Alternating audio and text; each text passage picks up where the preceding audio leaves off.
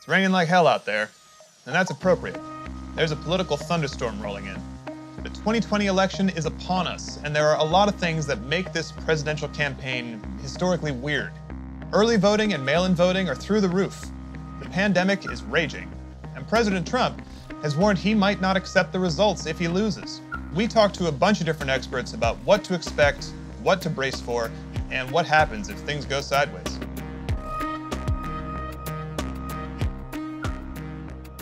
One big difference this year is that experts are warning it might take a while to find out who won. So it's important to remember that that's actually pretty normal. Trump has insisted that he wants a winner declared on election night. But the states don't actually do that, and they never have. The people who traditionally make an election night call are just the TV networks. For the official result, the counting could take days. So it's going to be important to avoid flying off the handle and to avoid paying too much attention to anyone else who does.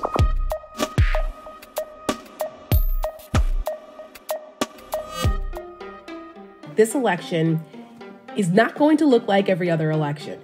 It's become an American tradition to wait with anticipation on election night for who's called as the winner. We saw what happens when that doesn't happen in 2000 with Bush v. Gore. And it was very unnerving at the time. Now, no one was worried about whether there would be chaos in the streets as a result of that. And I think everyone felt comfortable that both George W. Bush and Al Gore would fight fairly, however it played out. I think the American public doesn't have the patience for that anymore. They're expecting a result. Today, more Democrats are saying they were likely to vote by mail, and more Republicans are saying they're likely to vote in person on Election Day. Michigan, for example, is one state that can't begin counting absentee ballots until after the election. Pennsylvania is another state that can't start counting absentee ballots until 7 a.m. on Election Day. And because of the pandemic, we know that absentee ballots will be cast at historic levels. It is okay if we do not have a result on election night. That doesn't mean that there has been tampering. It doesn't mean that the election itself has been rigged. It means that we are adjusting to the new reality, that we're in the middle of a global pandemic, that the increase in mail-in voters and absentee voting will put a bit of a strain on the system. Just give us a couple days and we'll get through it. The problem is that you can't control what Donald Trump decides to do and what his media outlets decide to do. My fear is that they continue to sow chaos and question the result, that there's some type of malign actor or something that happened that has caused the delay. Trump has signaled he doesn't think there's any way he could lose a fair election, and he might not accept the result if Biden wins. But it's not like he just gets to stay president if he doesn't admit he lost. Yet a scenario in which Trump outright refuses to accept defeat puts the country into uncharted territory.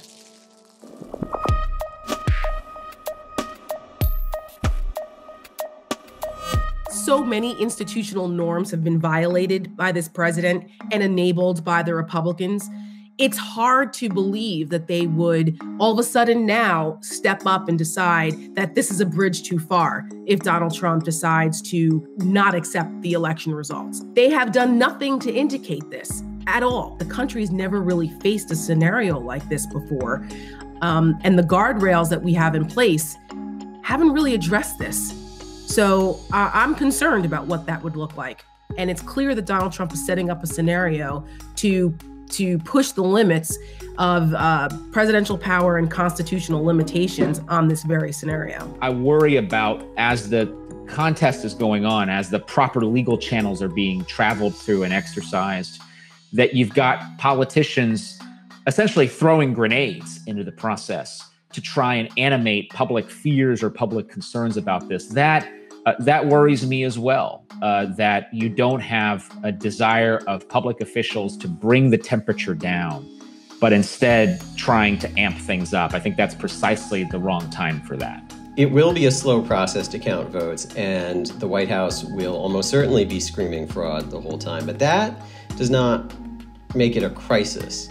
The president will almost certainly be saying, if at any point the president is ahead in the vote count in any important state, the president will say, stop the counting, any votes that come in after this are fraudulent. As results are being certified, we felt that things would settle down, because if the president continued to say, I won, the election was stolen, fraud, I'm not leaving because I actually won a second term, then at that point you would start to see party elders and elected Republicans really just not going along with it. I expect that if Trump refuses to go, that we will see bipartisan opposition to that. So far, to date, this suggestion that we delay an election has been met with hostility from officials on both sides of the aisle. I think that if there is one thing that unites us in this incredibly divisive moment is the idea of orderly elections and an orderly transition of power. Violence on the right is a possibility. Donald Trump has not condemned the violence and the militias that are arising. As a matter of fact, he's done the complete opposite. During the lockdowns, he was encouraging people to take up arms to, quote, liberate their states. Using inflammatory language like this, using terms threatening to use the Insurrection Act. We've heard Donald Trump and some of his acolytes continue to use those terms about insurrection, using terms like sedition, warning his supporters that the left is arming themselves, so they should too, and be prepared to fight for this country, and that somehow engaging in that violent fight is patriotic. These are really dangerous messages and inflammatory language that should not be coming from the president of the United States or anyone. At some level, the facts are the facts. We anticipated that enough Republicans would start to move on. You also have the issue that, you have ambitious folks who want to be presidential candidates in 2024. Now, some of those might continue to support the president, but others might stick their necks out and say, okay, this isn't going to go very well if he continues to deny the reality. And I want to be known as somebody who was on the right side of that. The traditions and the institutions around our democracy are also very strong. And so although they're being challenged this election, there are many reasons to believe that those institutions will hold, and that regardless of the results, there will be a peaceful inauguration day on January 20th, no matter who's being inaugurated. There's a process that will play out after Election Day. The Electoral College will meet, and there will be a transition that happens in January. And some of these dates are set and can't be changed. So there are some inevitable things that will happen beyond Election Day, regardless of how President Trump feels on election night about the outcome. The president says the results are fraudulent, but the states send in their results and Congress counts them and determines the final outcome, and the president has lost. That's the end of the process. The transition of power under the Constitution is automatic at noon on January 20th. It doesn't take any action from the outgoing president. It happens automatically. He also cannot stand the idea of ever losing anything. So in order to keep his supporters, I think he's willing to say or do anything to get that type of adulation, even if it means violence. A plot to kidnap and put on trial and possibly kill the sitting governor of Michigan was hatched because of tweets and words that Donald Trump uttered. He has done zero to diffuse that since then. We've seen the rhetoric, ramp up tenfold with Donald Trump in the waning weeks of the election as he sees his prospects diminish. In 2016, Trump won the Electoral College and lost the popular vote. A lot of pollsters say that he's far enough behind in the national polls right now that if he wins, he's likely to pull out that same kind of mixed result again. That would make him the first president in American history to win the election but lose the popular vote twice in a row. And that might not sit too well with some people.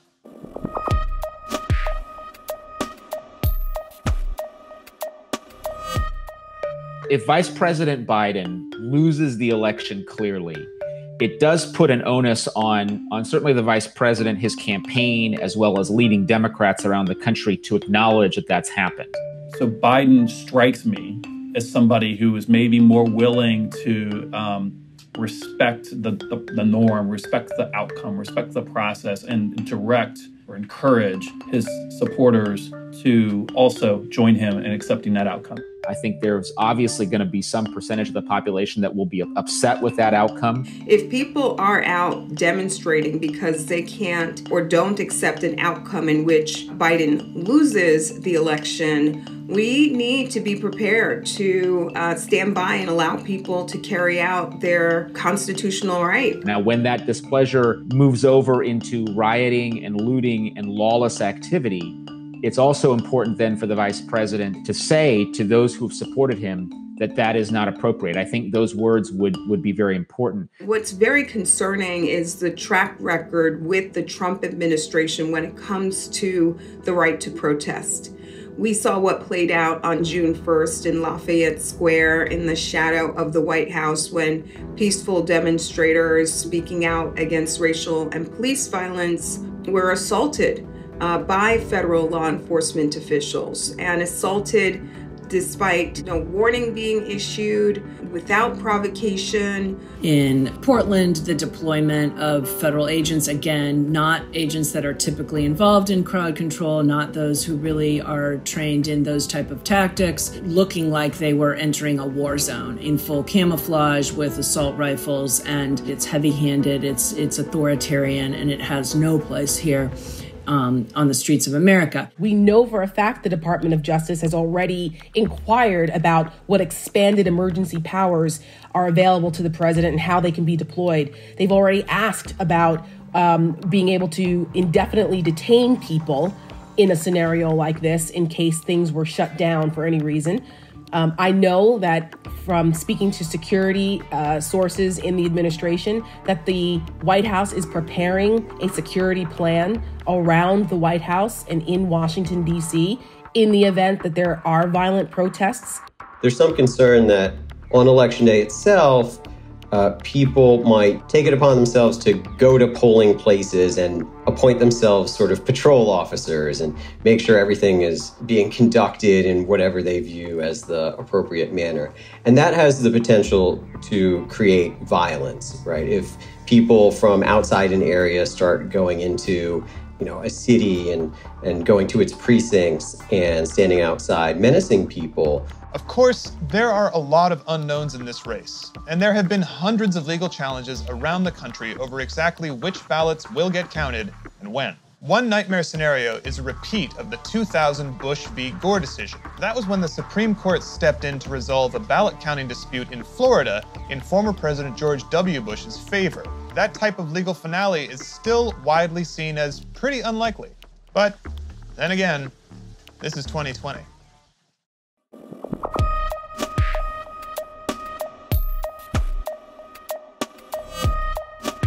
If you look back at American history, there are a number of examples of where candidates win the popular vote, but actually lose the election because they lose the Electoral College, and the margins are quite significant one way or the other. I think a lot of this will depend, a lot of whether there is controversy will depend on really how close that electoral vote margin is. If it were to happen that he loses the Electoral College but wins the popular vote, that would be the third time in recent history that has happened. And I think it points up the serious problems with the Electoral College. Hillary Clinton won the popular vote convincingly, but she lost the electoral vote convincingly. So it wasn't really a factor. I think the more difficult scenario is where that electoral vote margin is slimmer. And then, I do think that people would be perhaps even more upset, perhaps even more desiring to express their point of view. And in that situation, perhaps even more important for Vice President Biden and for Democratic leaders to acknowledge that the electoral vote is what determines who the president is, and to speak clearly about the results of the election being what they are. If we have a close margin in a state where we expected it to be close, and that state has some bearing on the electoral outcome, in other words, that's at the tipping point of who will win the Electoral College, that in my mind is sort of the doomsday scenario. I think if only one state is in doubt, that ends up being highly unlikely. I mean, we saw in 2000, it can be protracted, you can have litigation, but ultimately the time given between Election Day and the inauguration is sufficient to resolve a lot of that. What would be worrisome is if you had three states where let's say the result in any one of them going in one direction would suggest one winner versus another, and you have political leadership in those states, let's say, that has made statements that would suggest their willingness to simply decide based on allegiance or fealty to a certain candidate. It's been 130 years since the last time there was a real dispute over the winner of the presidential election at the congressional level, not just at the state level, as in Bush versus Gore. There's a whole legal procedure and mechanism in place in case the election results are not determined by Inauguration Day. Yeah, the Speaker of the House can become the acting president as we're working through this. I mean, there are rules and there are scenarios that these rules are designed to address. The big question becomes, how does the public accept those rules? If the dispute has gone on to Inauguration Day, it's because the Electoral College results were inconclusive and nobody got a majority of the Electoral College. And the election has then gone to the House of Representatives, which determines the next president if there's no majority in the Electoral College. Ultimately, my guess is that probably the Supreme Court would be the arbiter. And then you go back to the question, is that outcome accepted like it was in 2000? I mean, there's some who still don't accept it, but we moved on. We had an inauguration ceremony. So, it was accepted by the vast majority of Americans. The results that come from litigation, even if they end up at the Supreme Court, are results that I think will be respected by most Americans. The challenge is that whether that remains over time is the big question. I think American democracy is quite resilient. And I think that that resilience has shown time and again. And it would be my hope that we would have in the process of this year's election, even if it's contested, even if it's close, that there would be things that create incentives to create longevity around our democracy rather than taking it down.